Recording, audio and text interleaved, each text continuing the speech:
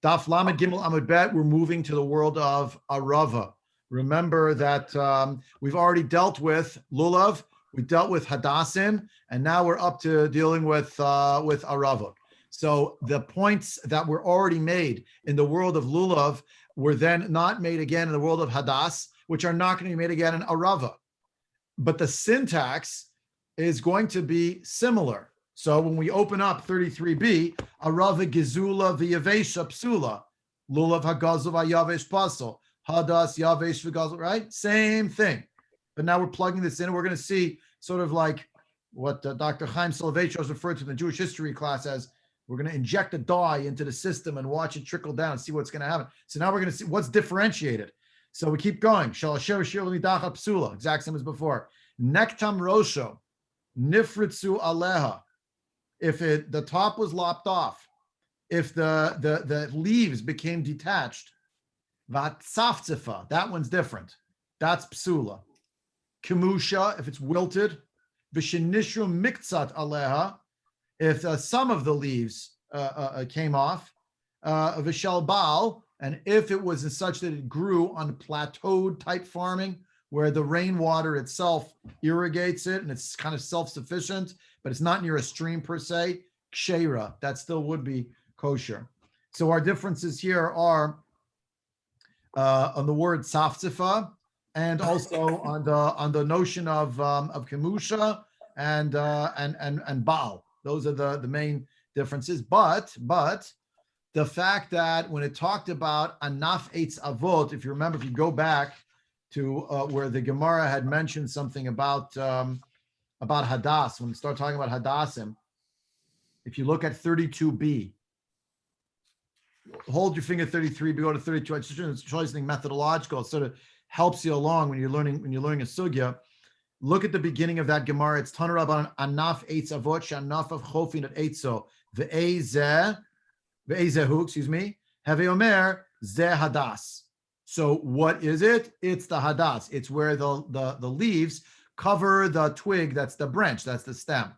The first order of business when you got to the world of hadassim was, what is the hadas? Because it's not clear from the Mishnah, and it's differentiated from the world of lulav, as opposed to in lulav, seems like everybody knows what a lulav is. When you start at the beginning of 29b, it doesn't say what's a lulav. It takes it as a given that you know that a lulav is a palm frond, that it's large, that it's attached to the palm tree. Yeah, it's the tallest, most prominent, maybe least likely to be mistaken for something else. What's a hadas? It doesn't say the word hadas, right? Right? For the lulav, the Torah used the expression kapot tmarim, which is something that is related to the date palm. That's kapot tmarim. Then anaf eitz avot, what is it? First question. So on 33b, the arve nachal, the willows of the stream, what is it? That's the first question. Then, what are the pieces that have not been analyzed? We did hagazel, we did hayavesh, done. B'shel hashera, done. Shalir nadacha, done. Nifritzu, okay. So now we're going to the next piece. You understand? In the world of hadas, the focus was, after we figured out what it is, what does nektam rosho mean? That the top was lopped off. And what does it mean when the tamra grows on top of it? That was our whole discussion and the whole question about dichoy. In the world of Arava, we're focusing now on what is this thing and what is it not? Because here species were mentioned. We had the Arava, then we had the tzafzifa, which it's not clear what the tzafzifa is just when you read the Mishnah, and it's unclear enough that the Gemara wants to go into it off the bat. But first, look with me at Rashi. 1, 2, 3, 4, 5, 6, 7, 8 lines up from the bottom. Arava gzula v'yavesha. Yeah. So use the word psula right there for the dibur matchil. Arava gzula v'yavesha psula lulav, to be used in the bundle with the lulav. Dilachem akul hukai, because the prerequisite for lachem, as opposed to stolen. Remember, that was a whole discussion in Lulav Gazel. That is that applies for all. Lukachtem lachem bayom harishin. Take for yourself on the first day. Prietz hadar, lekapot tmarim, anaf eitz avot, arvei nachal. Yeah, that whole list. So all of it obtains. Rashi, shoshev sheni dachat, the kevin de l'sreifa kai, Just reminds you the same thing we already said before. The trouble with it is it's diminished to the point of being not long enough to actually be considered the kosher species, even though it looks like it's still extant. From a halachic vantage point, it's nothing. Tzafzifa, here Rashi tells you, min arava. It's a type of a willow branch, a type of it. Ve'ala shala agul. The Torah is going to, based on a pasuk, going to disqualify it. Not the Torah, but the pasuk will disqualify it. The leaf is circular, as opposed to what we have, which are long and narrow. Kemusha, I don't know what that word is. It's in Old French. I don't know. Vishel Baal, next Rashi, Vishel Baal, Gedela Basada Shalo Alanachal. It grows in a field that is not fed by a stream. Remember, the Torah used the expression Arve Nachal. This is a big chiddush that you could have an Arava that's from somewhere else, but that's what it's saying. With the Gemara, y'all have to share. The Gemara will explain that actually the Shel Baal is kosher. Rashi gives us a little more on what a Baal is. Dot HaBaal, if you learned Moed Cotton, big focus on that at the beginning of the Masechta. Karka she'enat tzricha lahaskot. Its land does not need to be watered. The sagli b'matar shamayim gets enough rainwater that takes care of it. Kidamrinan b'maskin beit ashlachin, as it describes at the beginning of Masechet Moed Cotton. Right?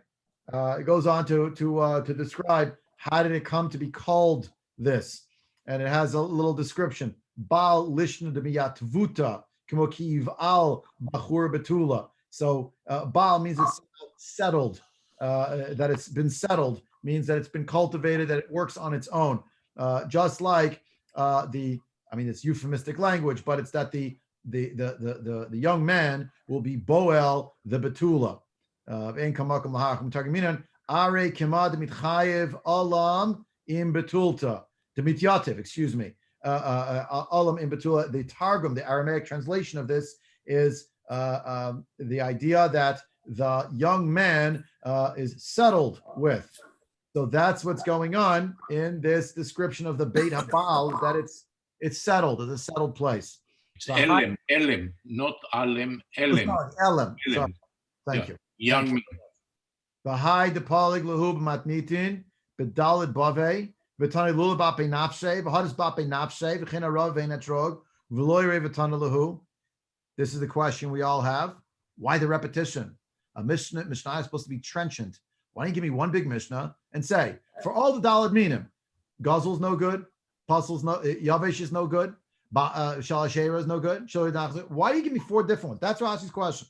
The fact that the Mishnah, or the statement, the fact the Mishnah divided up in four separate areas, Larry, let me just finish the Rashi, in the four separate areas, and you had the Lulav by itself, Hadas by itself, Arava by itself, and Etrog, and they're not mixed. Because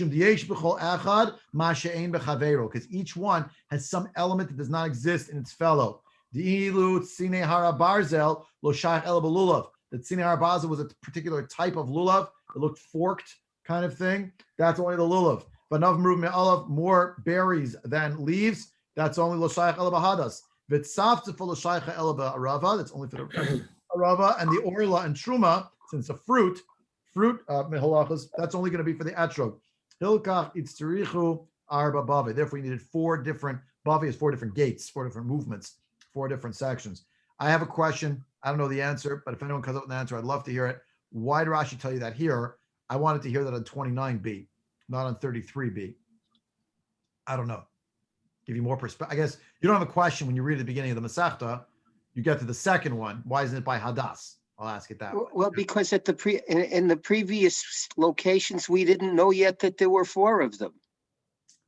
Yeah, but you had Lulav. We were asking, some of us were asking the question. I was pushing it off, but some people asked, rightly so. Excuse me, the word Lulav here means the bundle, or Lulav means just the bundle, the Lulav itself. Remember? It was like not clear. When you get to Hadas and you see it's the same language, you think, okay, I said that already. And in fact, I showed you the Gemara did not entertain asking someone about the Hadas that is Gazul or Yavesh. They didn't care to say anything because we already talked about it in Lulav. And the Rashi is making the point. Each one has its own separate characteristics. My question is, why do you wait for Arava? Why not say it already back by Hadas? I don't really know. Anyway, Larry, you had your hand up, so go ahead, please. Inaudible. I'm sorry, I can't hear you. Larry, try again. I don't hear you. Do you hear me now? Yeah. Better. Perhaps because the Arava was not mentioned back on Chaftet. Did you hear me? Hardly. Try again. I'm sorry. Perhaps because the Arava wasn't mentioned back on Chaftet. But neither was the Hadass. All right. 29b is the Lulav. 32b is the Hadass. 33b is Arava. That's not why I raised my hand. Oh, then please go ahead with why you raise your hand. I just didn't understand the Rashi. What does settled apply to? The word Baal. And the Beit HaBaal is plateau type farming that's made in such a way that there's so much rainwater that you never need to irrigate it. It takes care of itself. Okay. That's settled? Yeah, the Mityatva, All right. Thank you. like Do you hear Yishuv. me- you hear me better now? Yeah, somehow I do. There was something with the computer. Thank you. Happens. Thank Okay, you for your patience. no worries. Okay, anyone else? Forge ahead, get to the Gemara. I'm going to the Gemara. Okay, so now the Gemara says as follows. Tana Rabbanan. Arba Arve Nachal Hagadelin Al Hanachal. It sounds like it means something that grows in the area of a stream. That's why we needed to call it Arve Nachal, associated with water. Or another possibility that Davar Acher, Arve Nachal She'ola Shela Mashuch Kenachal. It's like a stream, it has a sort of a flow and it's straight. It's not a pond, so it's not round or square or what have you, or oblong, but it's got a long, elongated shape to it. That's what we're looking for in the shape of the leaf itself. If you look at Rashi here, second to last line, Nachle Maim Mitzvah Bezu Umiyu Shel Baal Ksher L'Kam K'Tiv Arvei Lashon Rabin. So Nachle Mayim, it sounds like part of the mitzvah here is it's actually connected to a stream, to water. Of course, since we paskin this way, it makes for very easy drashas. Nisuch Hamayim, B'chag Nidonin Al Hamayim, and Arava needs a lot of Mayim. And the last day is the day of judgment. Right before Shmini Atzeret is Hoshana Rabbah, where there's a focus on the Arava, which needs a lot of water. Arvei Nachal, that is correct. That's what we say. But the Rashi just points out, okay, later on, it's true. You know, Shel Baal is also going to be kosher. It's on the list. That's not near a stream. We'll get to it later. We'll explain why that's okay. Mashuch just tells you v'lo agul prat l'tzaftzfa, and not to the exclusion of the tzaftzfa. Okay, let's keep going.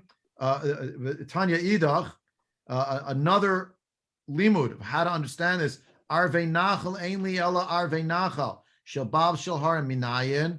How do you know that if it's from Baal, if it's from mountains, how do you learn that from the words Arve Nachal? If you're learning that it has to be right next to a stream, these two are not near streams.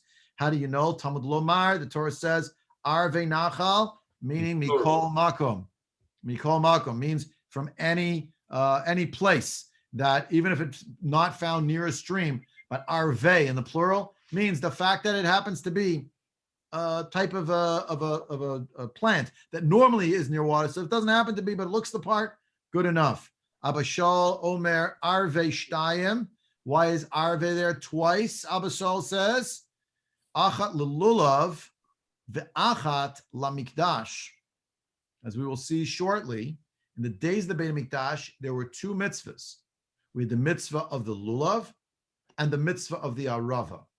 The mitzvah of the Arava was only in the Beit HaMikdash, and it actually involved some kind of a circuit. And we do that today every single day. That's the Hoshana. And Hoshana Rabbah, there's a point after which we no longer hold the Lulav bundle, but we put it down, pick up the Arava bundle. Remember? Yep. Yeah. Okay. So the description here is Abba Shaul says that's why it's Arve. One is to tell us about Lulav. The other one is about the Mikdash. Yeah. So look at Rashi. Abba Shaul Omer, Arve, the Amar Kra, Lola Hachshir Shal Baalba, according to Abba Shaul, he disagrees with that as the source of why you could use the aravot that come from the Baal, the stay HaBaal. Ella, L'lamdecha shetzarich shtei mitzvot shel Arava. There are two mitzvahs involving the Arava. Achat le'agda belulav, one to wrap it in the bundle with the lulav. Ve'achat le'mikdash, lehakif et hamizbeach, to encircle the mizbeach with the Arava. Kida amrinan lekamen perak lulav Arava, as we will learn shortly on page 45a. Right, we're not up to that yet. Right, it's just interesting. The fact that there is even a possibility that we learned about the mitzvah of Arava from a pasuk in the Torah is very strange, given what we're about to learn. But we're not there yet. Okay, Art, go ahead. So, there are two different opinions we just learned about why Arvei is in the plural. Neither one of them has anything to do with the fact that we use two of them. So if the plural language means something else, how do we know we can't just take one? Yeah, fair point. Fair point. We're going to see further along on 34b, there will be a drasha that it refers to the plural and it's two. Which will then beg the question, are we learning too many things from the fact that this says Arvei Nachal in the plural? I thought we can only learn like one thing from when it says something in the Torah, you learn one thing, sort of per signifier. So how come we're learning two? That's going to be a question that's going to come up, right? In fact, the very question that we're about to hit right now is the next line of the Gemara, where the Gemara says, V'Rabbanan l'mikdash minalahu. How do the Chachamim know about the fact that there's a mitzvah Arava in the Mikdash? Answers the Gemara, Hilchata Gemiri lahu. It's learned as a halacha l'Moshe Misinai. Damar Rav Asi, Amar Rabbi Yochanan, Eser Netiot, Arava, that's the underlined highlighted word. V'Nisuch Hamayim, halacha l'Moshe Misinai, period. So these three things are grouped together for reasons that may or may not be apparent, but they're grouped together because that's how they were learned in the base medrash, probably. I think the Aruch Laner says it that way. That's how they happened to teach it in the base medrash, that those three things went together, and therefore tzitzin, mechitzin, and shiur, another three that went together. That's in another place in the Gemara. Early on in Masechet Sukka, those three are together because they were learned at the same time. If it's halacha Moshe Misinai, what's one of the halachas about halacha Moshe Misinai? It's not in the Torah. The Rabbanan didn't learn it from the word arve. Why? Presumably because they needed it later on. For the drasha of arve, that you need two aravot in the lulav. Would that be possible? I can't hear you. Who's speaking? Larry? Larry. I can't hear you again, Larry. What happened? You hear me now? A little better. Go ahead. Yeah. Would that be a possible answer to Art's question? Halacha Moshe Misinai. No, Art's saying, well, wait a minute. I thought arve teaches you need two aravot in the lulav bundle. When you're learning two things already, how do you know you need two? That was his question, if I understood it correctly. Maybe I misunderstood the question. It was Abba Shaul said arve means one for the lulav, one for the mitzvah of Arava. The previous opinion on the previous page, the facing page, is that arve nachal means any kind of Arava wherever it grows. So we have two limudim, he said. One is wherever it grows, and the other one is one for this mitzvah, one for that mitzvah. Neither of those has anything to do with telling us that you need two Aravot in the lulav bundle. How do you know you need that? So we're going to see on Lamed Dalet Amud Bet machloket between two Tanoim, in fact, about whether you need two or one. Rabbi Shmuel says you need two in the lulav. Rabbi Akiva is going to say you only need one Arava in the lulav. But here on this page, after we had these two ideas, we see that the Rabbanan actually disagree with Abba Shaul. The Rabbanan say, no, you don't learn from the word arve that there's one mitzvah for this and one mitzvah for that, because the mitzvah of Arava is not learned from a pasuk. It's a halacha Moshe Misinai, where the rule is that there can't be a hint to it in the Torah. Not in the Torah. Only hint to that. I don't understand that, because it says meferish in the Torah, arve nachal. as part of the bundle of the Lulav. But now the Gemara is telling us, giving us sort of a preview that later on in our Masachet, we'll be talking about another mitzvah called the Mitzvah of Arava. And it is focused exclusively on the willow, not the willow in the Lulav bundle. Separate willow. The Hoshana Rabbah. Hoshana Rabbah, toward the end, we do a Zecher to the Arava in the Mikdash. But in the days of the Beit HaMikdash, it was a Mitzvah of Arava every day to take an Arava around the Mizbeach. And there's a machloket, how big they were. Remember this? Some people don't remember this. They were 11 amot high. They would lean them on the side of the Mizbeach, and they'd sort of be decorating it on all sides. Does this sound familiar from any shiur we ever learned? No? We'll get there. We're not up to it yet. The point here is Abba Shaul thinks you could learn the Mitzvah of Arava from the fact that the Torah in the world of Lulav said Arvei Nachal. Why say Arvei instead of Arev Nachal or Aravat Nachal? Better. Arvei is the plural. Why the plural? Because really you're going to need a part of it for the Lulav, really part of it for the Mitzvah of Arava in the Mikdash. But the Rabbanan disagree with that idea. Look at Rashi here. The Rabbanan,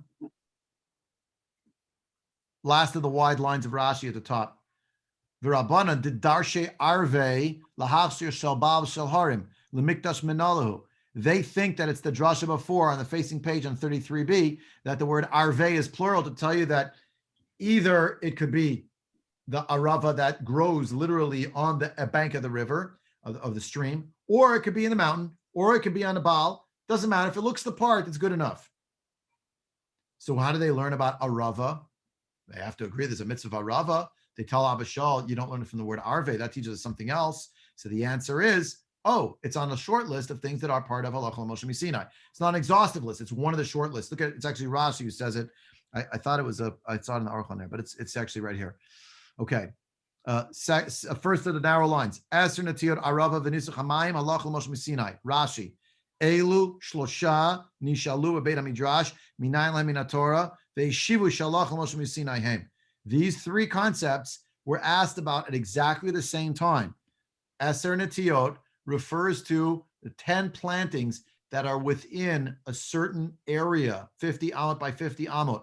If they are close enough together within that area, then right up to, or almost right up to, the onset of the Shemitah year, you can continually be digging channels in order to make sure that they remain irrigated for maintenance purposes over the period of Shemitah. Normally, we say that even though Shemitah starts with Rosh Hashanah, we back it up a certain number of days. I mean, most of Mechol HaKodesh. If you look here, Rashi's actually going to unpack this whole thing. I'm sort of saying it outside, but just see it inside. But these three things, so Eser Netiot, so that has to do with water and irrigation. The Arava, water, irrigation, being judged for water. And Nisach Hamayim was the pouring of the water libation in the Beit HaMikdash. Yeah. So these three things were asked about together. So the response was, oh, these three things actually are Halacha Moshe Sinai. V'chein, shiurin v'chatzitzin u'mechitzin. Three other things. I said it backwards. Shiurin is what constitutes a shiur? Kizayit, kibetza, kigrogeret. We had this discussion earlier on in Masechet Sukka. We had this discussion in Masechet Yuma about how much you have to eat to be over. Chatzitzin is a chatzitza. The interpositions. Mechitzin is things having to do with various partitions. All of that. Shaman Shemev Sidrin Keseder Shaman. So they're organized. So that's how it always is. However, the person who heard them recorded them. They stay in a little bundle together. But we really just need the one in the middle with Arava. But once we're here, Rashi says, what's Eser Netiot? Mishnah his Beseder Zraim and Sachat Shviit. Eser Netiot mefuzara b'toch Beit Sa'ah she'ein bein zu lezu ela kama sheyesh bein zu lechaveret v'tafsu Beit Sa'ah shu nun ama al nun ama mefuzar l'orech v'rocha b'shavet. It's a square area, 50 amma by 50 amma. They're very close packed together. Not going to be enough water. V'chorshin kol Beit Sa'ah b'shvilan erev Shvit ad Rosh Hashanah. You can plow through the Beit Sa'ah area and on Erev Yantif, Erev Shemitah year, until Rosh Hashanah. Afal pisha mitzvah min haTorah lahosim mechol hakodesh. You're supposed to add. You're supposed to start Shabbos early, Tosefet. So you're supposed to add for Shabbat Haaretz. Shemitah starts a little bit before Rosh Hashanah, really.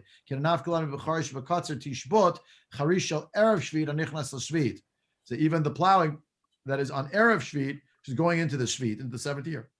V'asur lach rosh shloshim yom lifnei Rosh Hashanah. You're not allowed to plow 30 days before Rosh Hashanah. K'da amrinan b'shmaita k'maita the moed cotton, as it says in the first paragraph, moed cotton mikrai from a pasuk. We already know that to be true. Benatiot nemar l'Moshe miSinai, but with regard to the plantings, it told to Moshe Har Sinai, shemutar lachrosh tachteim ad Rosh Hashanah k'dish yabshu, or yabshu, yeah, so they won't dry up. So that is Allah Moshe Sinai. V'im aser hein ufuzar kehilchatan b'toch beit sa'ah nemar l'Moshe yonkar beit sa'ah kula umutar lachrosh et kulan b'shvilan. So if they're spread even within that beit sa'ah 50 by 50 amot, at least 10 trees or more, you're allowed to plow. As we say, it's otherwise going to be detrimental. They'll die. And that's not the goal of Shemitah. The point is you can't add things. There's limits on what you can do, even in terms of maintenance. But basic maintenance you can do. Okay,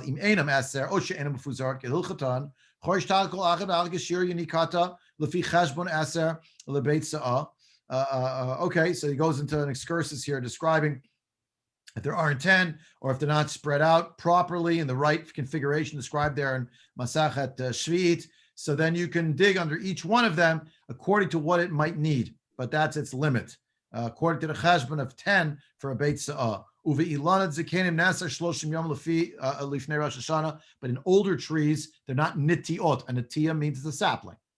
Should have mentioned that earlier. Sorry. Sapling. It's supposed to an older tree so that you have 30 days before. Kidamrina moed cotton l'Rabbi Yishmael mehilchata l'Rabbi Akiva mikroi. Rabbi Yishmael thinks all of this is from a Lach Moshe Misina. Rabbi Akiva does think you can learn it from a pasuk. V'chacham asu siag l'Torah v'asu b'snei halavan mi Pesach ve'elach.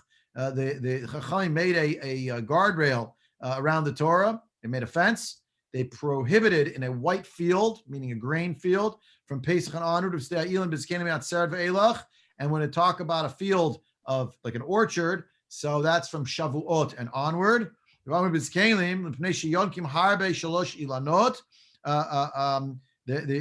already with older trees. They're already they draw the water of 3 trees for a beit sa'ah.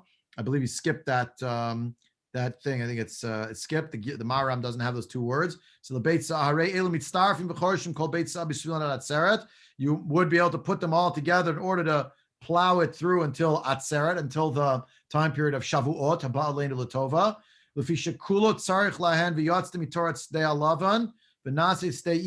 have that many trees, up to 3 trees within a certain boundary of 50 by 50 amot, that's already an orchard, and you can actually plow that area until Shavuot of the year before Shemitah. That's right now.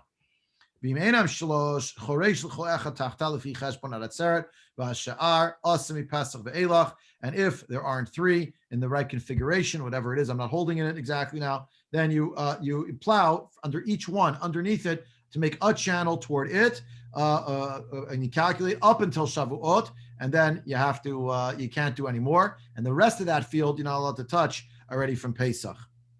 Okay.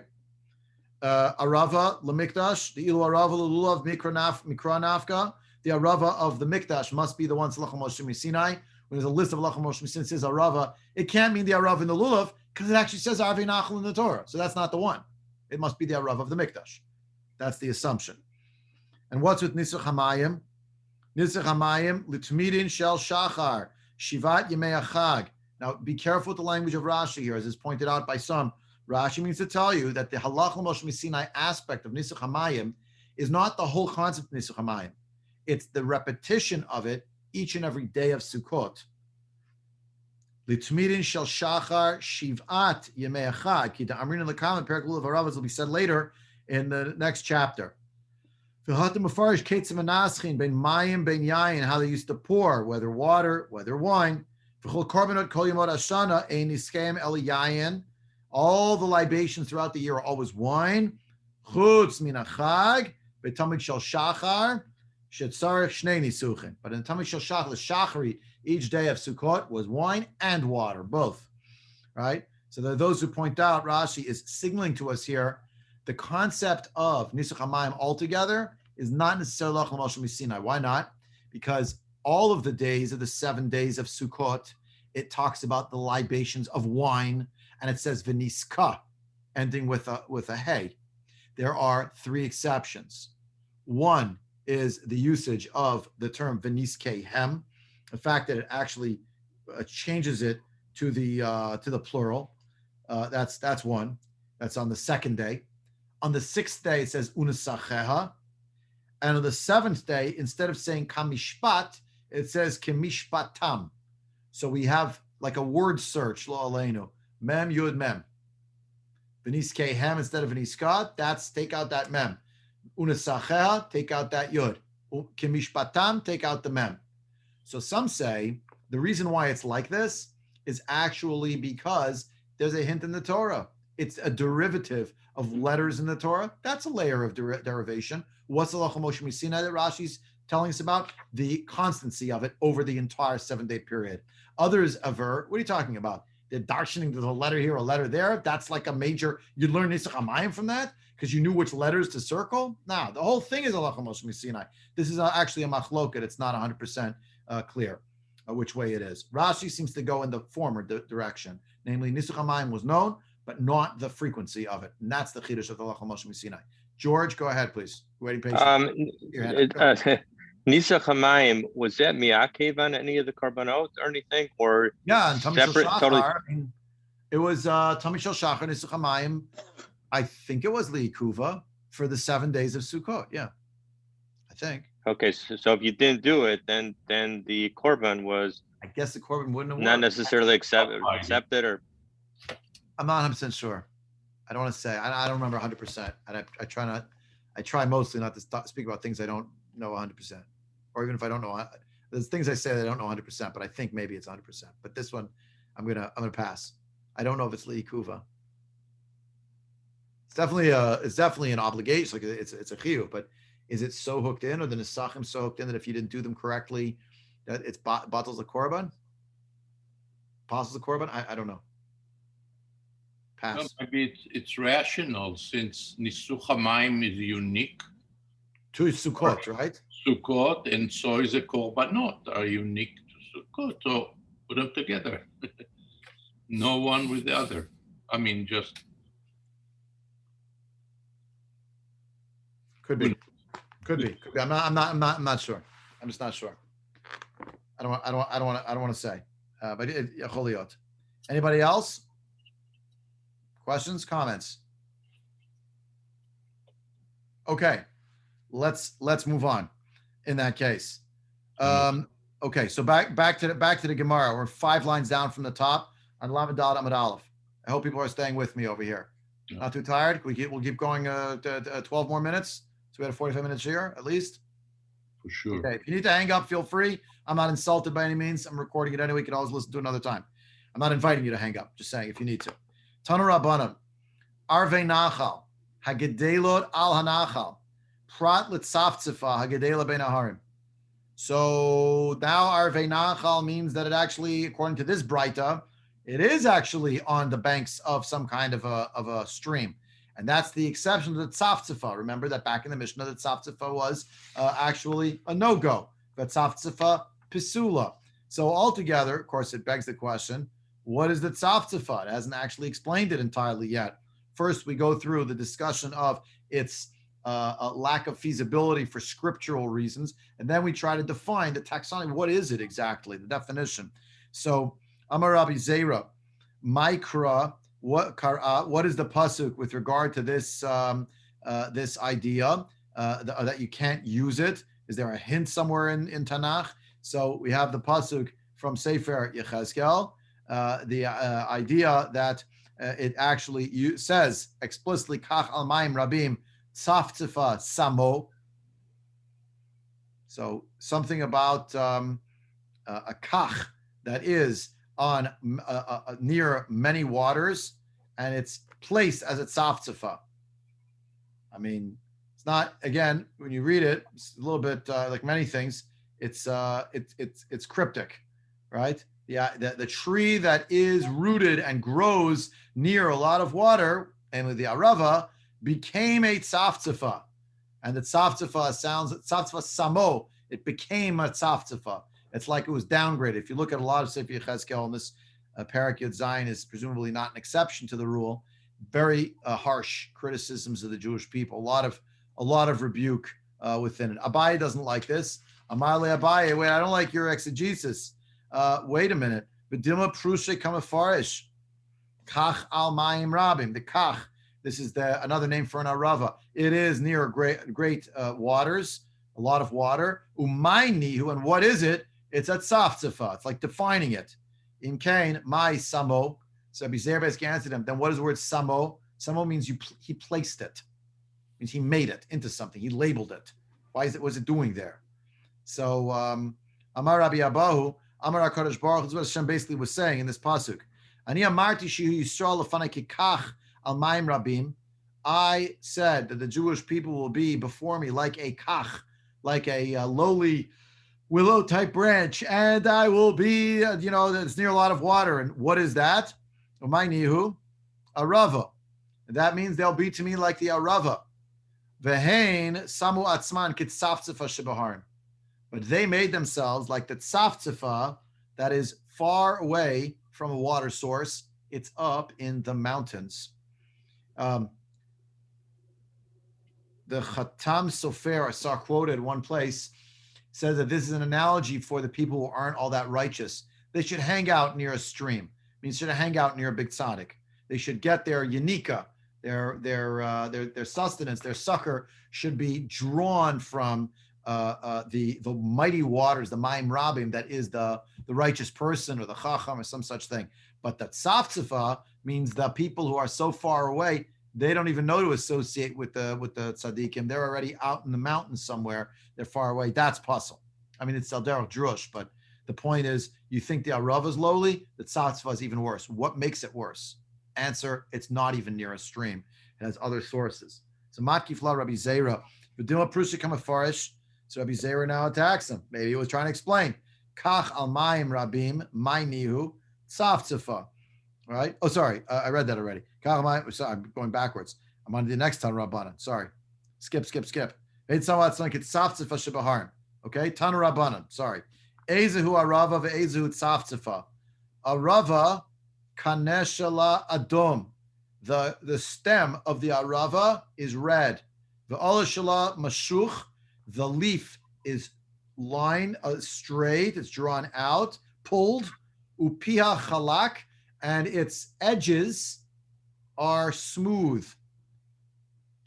Tzaftzfa, kaneshela lavan. It actually has a white stem. V'ale shela agul. It has a round leaf. Upia doma magal, and the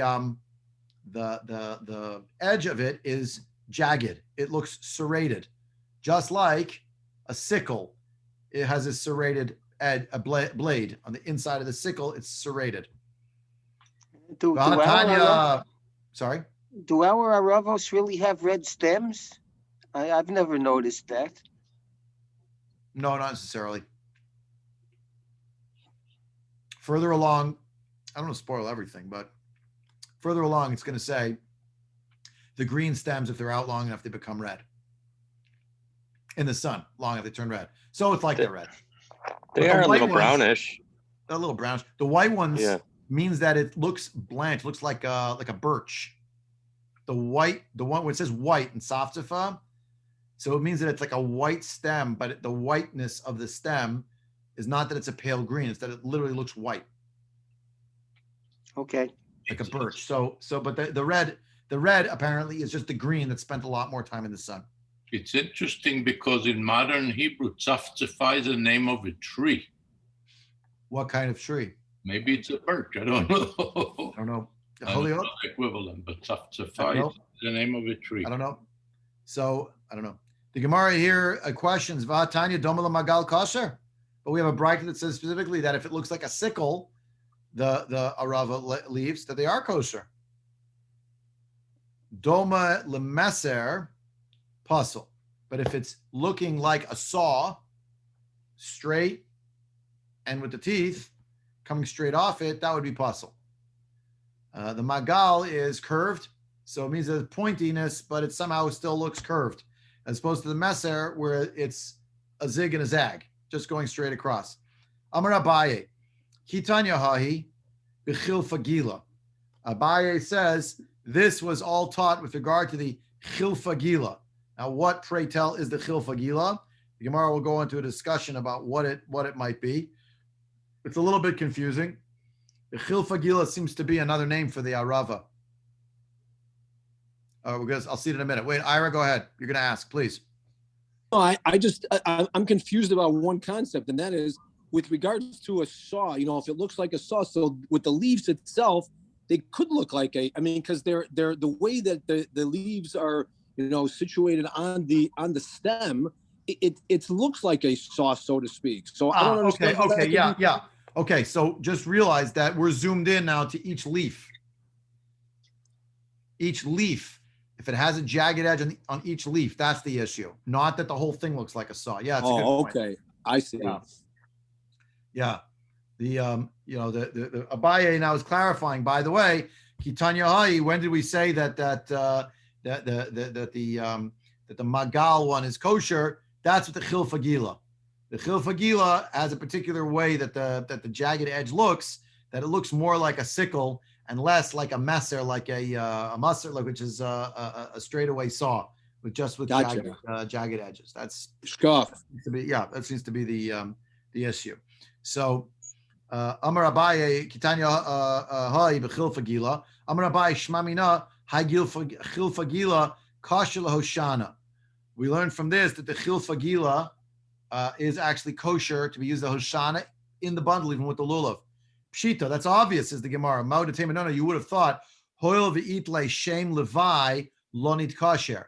You might have thought this is called the Chilfa Gila, the word Chilfa being a translation of the word Arava, and Gila being some kind of a like the word Magal, presumably. It's something that modifies it. You would think that a shem levi, like the word Levi, means an accompaniment. So upon Yalavili Ishti, Levaya, etc., to be Malavis someone, Malava Shem Levi. You would think that because it has a second name, that's not kosher anymore. So therefore, Kamash Malan, that it is okay to use the Chilfa Gila. Ve'ema Hachinami Arve Nachal Amarachmana Mikol Makom. So maybe you could also say that the fact that the Torah used the expression Arve Nachal in the plural means any kind of Arava, even one that has a synonym attached to it, or another name that modifies it. Amar Rav Chizda, Hanit Tlat Mile Ishtane Shmaihu, Michi Charav Beit HaMikdash. Here are three words, says Rav Chizda, whose names were changed as a result of the destruction of the Beit HaMikdash. Chilfita, Aravta, Chilfta. There was a switch. What used to be called the Chilfata became an Arava, and that was called the Arava became the Chilfa. My nafkamina, what's the nafkamina for a Lulav? So in other words, people should not be looking for an Arava in the marketplace in the days of the second Beit HaMikdash, after the destruction of the Beit HaMikdash. Should look for a Chilfa, or in Aramaic, Chilfata. Name switch. It happens. Now, Shipura, Chatzotzrita. The word shofar, which used to mean exactly what our shofar looked like, was translated into be called a chatzotzra, a trumpet. And chatzotzrita, shipura. And the actual trumpets became known as shofarot. My nafkamina, l'shofar sherosh Hashanah. When you're looking for the shofar of Rosh Hashanah in the shofar store, ask for a chatzotzrita, not a shipura. And you'll get a shofar. And thirdly, Peturta, Petora, Petora, Peturta. This has to do something. The way the Mefarshim describe it, that it's two different kinds of like tables that you're trying to sell. So the big was the small was the big. That was the switch. L'maynaf kamino l'mekach memkar. If you sold it. Now Amar Abaye afani omer beikase huvlila beikase. So there are two places within the innards of a cow that the anatomy didn't change, but the labeling on the anatomy was flipped. And these are two things: the beikase and the huvlila flip back and forth. L'maynaf kamina, who cares what the names of these parts are? L'machar nimtza ba'ovi beit hakosot. So if you found a needle, if the animal swallowed a needle from a haystack, literally, not figuratively, and it ended up in its stomach, but it ended up specifically in the in the lining of the Beit Kosot. After you slaughtered it, you inspected it, you found a needle just in the Beit Kosot, but it hadn't pierced all the way through, it would still be a kosher animal. So you have to know where to look. And the name for the Beit Kase and the Huvlila changed. So you have to be aware of that. What's the word? I guess the attachment of the word, the semantics have been shifted, but it's the same concept. And then, not to be outdone, Rabbi Bar Yosef throws in his own idea. I have another one also. And what's that? I think there was a place once that was called Bavel. Now it's called Bursif. And the place next to it, which was called Bursif, is now called Bavel. It switched. They're the same place. The name changed. So Lamai Nafkamina Lagite Nashim. For what you're going to write on the get. If there was a get that was sent from Eretz Yisrael to Eretz Yisrael from Chutz La'aretz, so the Chachamim say the Shaliach has to say, and here now, I don't know how many people are on this call who are in the Shir. This is literally more than a decade ago. We learned Masechet Gittin for a little while. Got through a number of blot there, but eventually I don't know how far we got. We switched to Yuma after that. So Gitei Nash, remember B'fanei Nachtam? Does that ring a bell to anybody? It was signed in front of me. It was sealed in front of me. So if you brought it, however, as a get from Bavel, that was an exception. Bavel was like Brooklyn, Lahavdol. Remember? Right.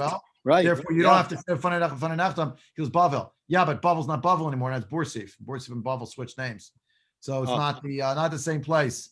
So since Bavel and Bursif switched, so today a place called Bavel is like all the other places in Chutz La'aretz. If you bring a get from the Yatzir Fanei Nachtam, but if you brought a get from the place known as Bursif, you don't have to say because Bursif is the old Bavel. Yeah. So the names changed, and what's interesting, and leave you with this, the cataclysm of the Churban of the Beit HaMikdash meant that words' meanings were switched. Like the meaning of language itself became convoluted in a certain way. It was not known in the same way afterward. Like there was a rupture. Yeah, I'm trying to think of examples in the modern world. We do have examples also where the name for something and its opposite got flipped. My mind is blank at this hour, but there are such examples. Anyway, we got to the Mishnah on Lamed Daled Amud Bet, and you can already preview if you're looking ahead at the Mishnah. This is going to be about the number of elements for each thing. You're going to see 3 and 2, and it's going to be maybe not 3 and 2. We'll see further along the machloket next time we learn. So next week it's Shavuot. You're welcome to come. There are many different shiurim. If you're interested on Shavuot, I just don't know where I'm going to fit in the shir. I'll be honest. And then we're going to have half people are going to hear it and half people are not going to hear it.